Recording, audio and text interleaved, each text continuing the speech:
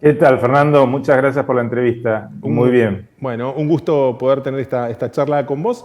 Bueno, te propongo arrancar con el tema más de estricta actualidad de las últimas horas. Bueno, están en una impasse, en una negociación con la entidad sindical del sector. Contanos un poco ese detalle que se avecina, bueno, qué es lo que están negociando, cuál es el antecedente y bueno, qué es lo que están esperando básicamente, ¿no? Perfecto. Sí, nosotros tenemos una paritaria que arranca el 1 de mayo, termina el 30 de abril. La paritaria que está vigente ahora, hasta fin de septiembre, estábamos dando un 30% de aumento en 3 tramos. El último tramo se cumple ahora en este mes de septiembre, más un bono de 25.000 pesos. Y en octubre las partes nos teníamos que sentar a negociar cómo seguíamos para adelante. Anticipamos esa negociación de octubre, pedido el sindicato a septiembre, porque pedíamos, sabemos, somos conscientes de la inflación que está erosionando el bolsillo de los trabajadores, e intentamos llegar a un acuerdo, pero nosotros ofrecimos agregar a ese 30 un 40% más, y el sindicato nos pedía un 50% más, de los cuales querían un 30% ahora en los próximos meses de acá a fin de año, cosa que nosotros, la verdad, se nos hace muy difícil cumplir ese pedido, básicamente, y además pedían una cantidad de otros temas que tenían que ver con abrir el acuerdo, digamos, el convenio de trabajo, que hace 11 años que no se toca, abrirlo y hacer una cantidad de modificaciones bueno, nosotros entendíamos que no era ni el momento ni la urgencia hacerlo en este momento, y lamentablemente el lunes, de manera intempestiva, decretaron un paro general en todas las plantas de gas licuado del país, de fraccionado y envasado de garrafas y de gas a granel, con lo cual se pararon todas las actividades. Nosotros inmediatamente solicitamos al Ministerio de Trabajo que dicte la conciliación obligatoria, cosa que hizo, y el martes se retomó el trabajo en las plantas. Durante 15 días tenemos que intentar llegar a un acuerdo. Mañana tenemos una reunión en el Ministerio de Trabajo y bueno, esperemos que se pueda normalizar esto, porque la realidad es que, Fernando, este energético es el energético, diríamos, detrás del gas natural más utilizado en el país. 20 millones de argentinos lo usan, tanto en el envasado como también las versiones de granel, que se usa desde pequeñas industrias, comercios, pero también hospitales, colegios, etcétera, etcétera, ¿no? Ujú. Bueno, entonces la incertidumbre respecto del aprovisionamiento de los próximos días, me imagino que, bueno, eso es una cuestión de día a día, ¿no? Básicamente a ver el impacto que pueda llegar a tener esta distribución de garrafas. ¿Cómo están viendo ese escenario de corto, digo, de los próximos días? ¿Puede haber complicaciones? En los próximos días entendemos que no, porque está dictada la conciliación obligatoria y el gremio acató la medida, con lo cual se está cumpliendo, el personal está trabajando. Habrá que ver al fin de estos 15 días si bueno, logramos llegar a un acuerdo. Esperemos que sí, para que ya definitivamente se zanje esta diferencia que tenemos para lograr la continuidad y que no haya interrupciones. Pero si no se logra un acuerdo, sí, lamentablemente en nuestro sector trabaja, digamos, es una línea continua, ¿no? De los pozos de petróleo y de gas, donde se extrae y se separa el gas licuado de petróleo, se transporta a las distintas plantas de fraccionado en todo el país, y ahí se distribuye a todos los comercios y todos los usuarios. Claro. ¿Cómo se vincula ese aprovisionamiento bueno, en este auge de obras de infraestructura que está previsto y que estuvo anunciando el gobierno nacional, que está pronto a iniciarse, con un sistema de transporte también que va a llegar a sectores residenciales? ¿Cómo se compatibiliza con, bueno, el rol que tienen los productores de gas licuado? ¿Cómo es el mercado? Contanos un poco esa coyuntura que, bueno, para tener un poco más de conocimiento respecto de cómo funciona ese aprovisionamiento. Decías 20 millones de personas a las que, bueno, son garantía de suministro, ¿no? Exacto. Para que tengas una idea, y la gente que nos ve y nos escucha en el mundo, son 3.000 millones de personas que utilizan el gas licuado de petróleo. Es un combustible, un energético muy noble, primero porque tiene una combustión muy plena, similar al gas natural, es decir, que lo que es las emisiones son mínimas frente a otros combustibles. Tiene la ventaja de poder transportarse en forma líquida, digamos. Para los que no son entendidos en la materia, el encendedor, cuando uno ve el encendedor, ese líquido que hay ahí adentro, eso es gas licuado de petróleo, que puede ser, tiene dos tipos de producto, butano o propano. El butano es el que se usa normalmente en las garrafas, el propano es el que se usa en los cilindros y en los tanques de granel.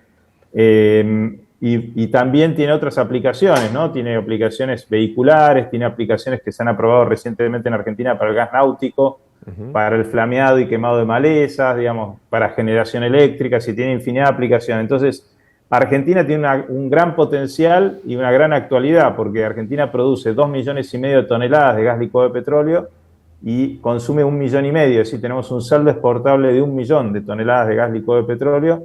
Por supuesto que con el desarrollo de Vaca Muerta y el desarrollo de los próximos gasoductos, principalmente el Néstor Kirchner y otros que seguramente se irán completando, cada vez que se hace un gasoducto, se busca un nuevo pozo, se explota un nuevo pozo, hay un derivado del petróleo, gas natural, es gas licuado de petróleo, es butano y propano. Entonces Argentina tiene un futuro muy promisorio en este recurso energético propio, que además que das la oportunidad, paso el aviso, Argentina ha tenido faltantes y tiene faltantes en invierno de gas natural, ha tenido faltantes de gasoil, de electricidad por otros motivos estacionales, pero el gas licuado de petróleo nunca ha tenido faltantes, es decir, siempre se ha distribuido en todo el país y eso es una gran ventaja.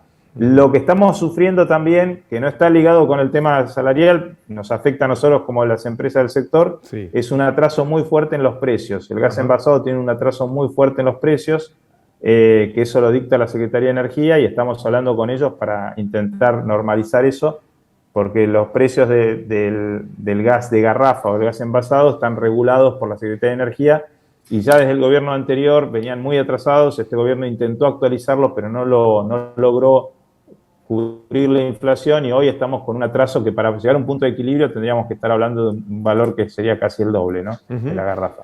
Un valor, decís, del 100% de incremento como para llegar al equilibrio, aproximadamente. Para llegar a un punto de equilibrio, sí. Claro. Es realmente muy alto, pero bueno, lamentablemente como otros energéticos en Argentina habían quedado muy desfasados y bueno, hoy no tenemos ya margen, digamos, estamos en una situación bastante crítica, por no decir muy crítica, porque las distancias que tenemos que recorrer son muy grandes. Claro.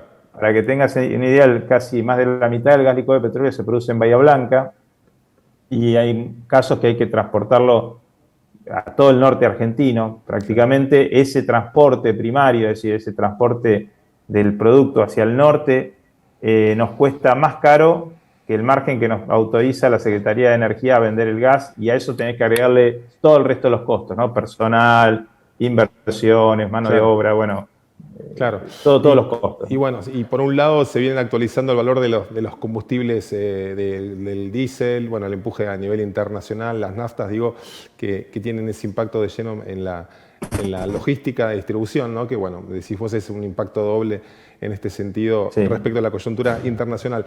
Bueno, 20 millones de personas que tienen como aprovisionamiento fundamental de gas el gas en garrafas en Argentina. Bueno, la mayoría de esa producción procesada en Bahía Blanca.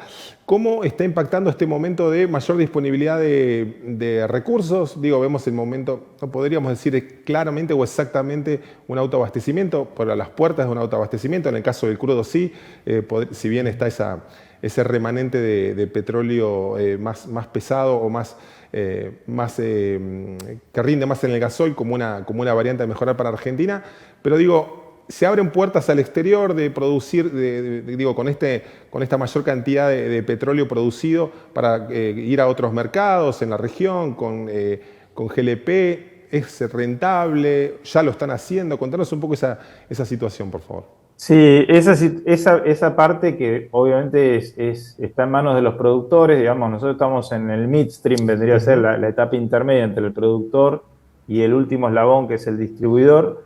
Esa etapa está en manos de los distribuidores, que son básicamente las grandes petroleras. Se viene realizando desde hace ya bastante tiempo. El principal cliente de Argentina es Brasil, ¿no? Y después seguido en menor medida por Chile, Uruguay y Paraguay, que compran gas licuado de petróleo de Argentina.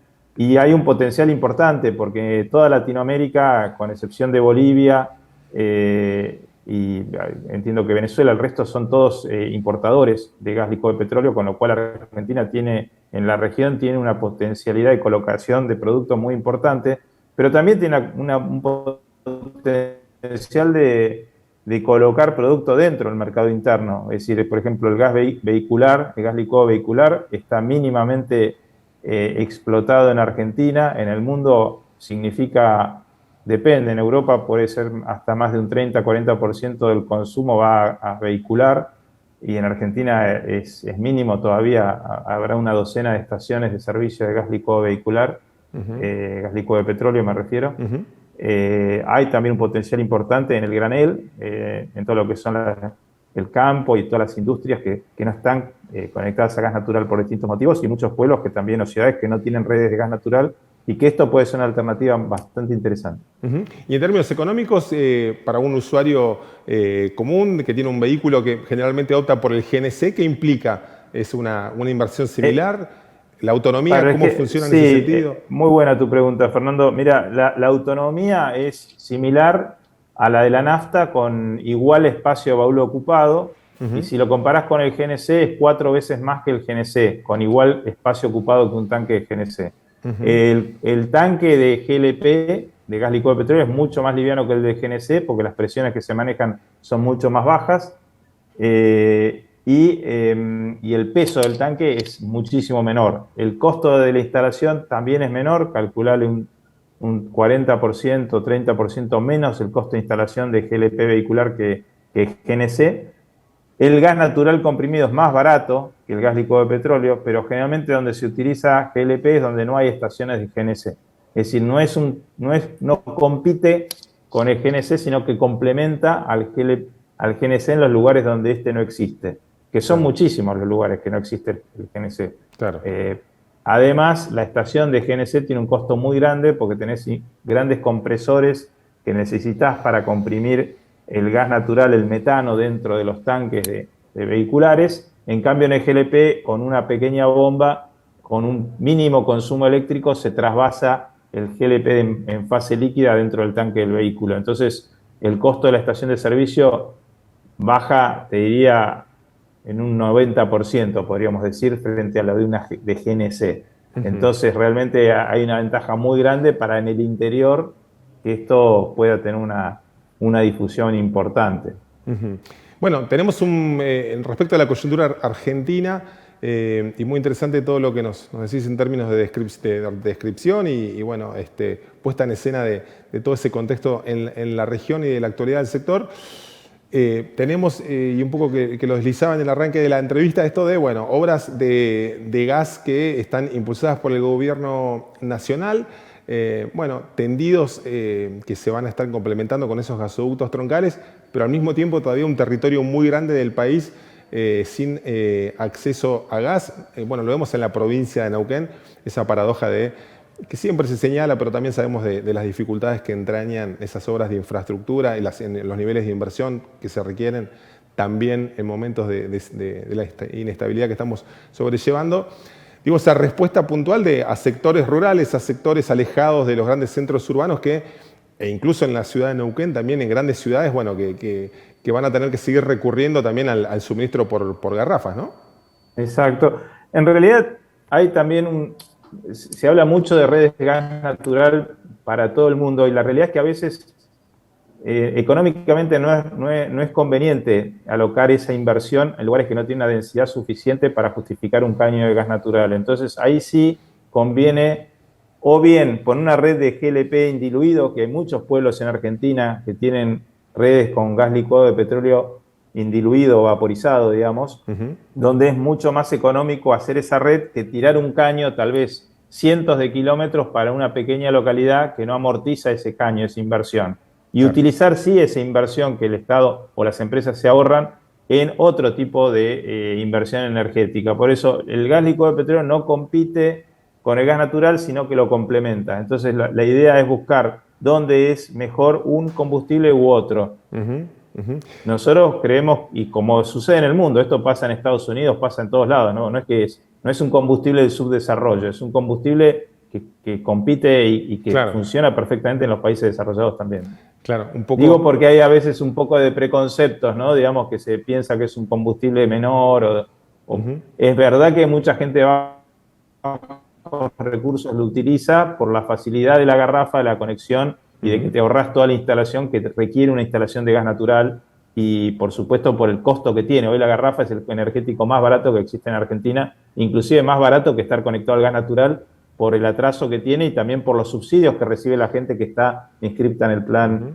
hogar, en la garrafa social, ¿no?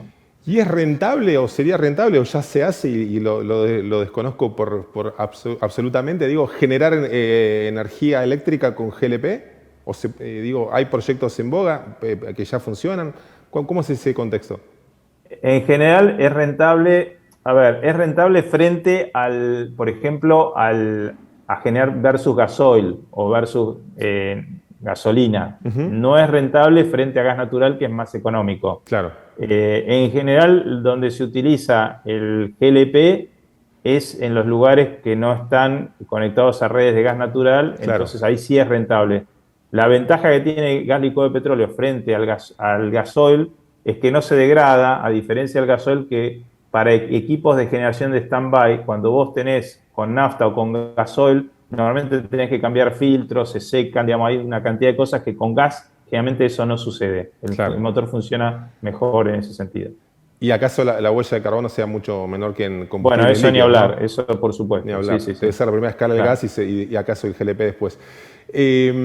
Pedro, respecto de la coyuntura política, económica, ¿cómo está? Bueno, nos decías el tema del precio como cuestión central a ir solucionando con el gobierno nacional, digo, acortar Ujú. esa brecha de precios respecto de, a los niveles internacionales y bueno, cómo es eso posible en un contexto económico como Argentina.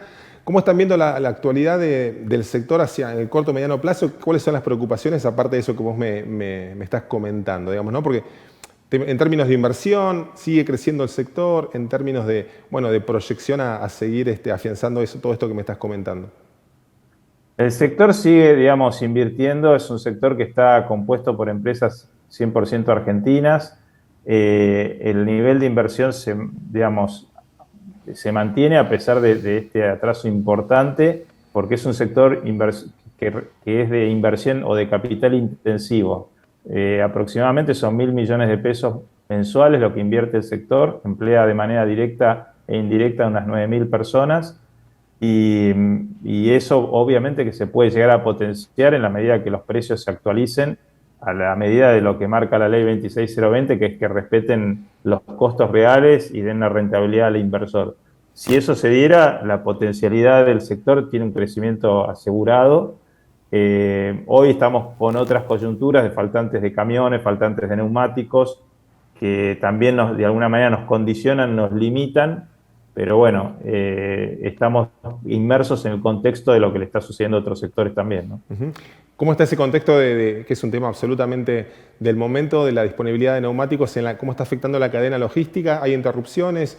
¿Se buscan optimizar el uso de esos medios de transporte por esta coyuntura de escasez de neumáticos?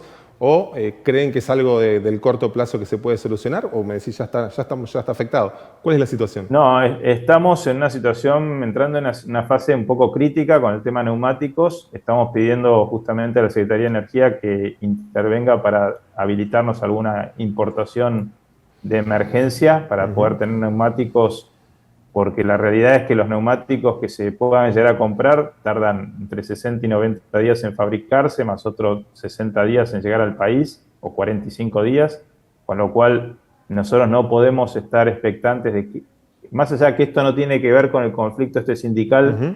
porque esos neumáticos no se fabrican en Argentina, pero de alguna manera está ligado, porque si esas grandes empresas, que también son grandes importadores de neumáticos, de alguna manera están con problemas para sacar producto de la fábrica y demás, nosotros vamos a estar peor. Así que ya Claro. estamos pidiendo a la Secretaría de Energía que nos dé una mano con ese tema y estamos pidiendo a la Secretaría de Transporte que también nos dé una mano con el tema de extender un año más el vencimiento de los camiones, que nosotros cada 10 años los tenemos que renovar, porque no hay cantidad de camiones suficientes para entregarnos y para reemplazar la flota que se nos va venciendo año a año.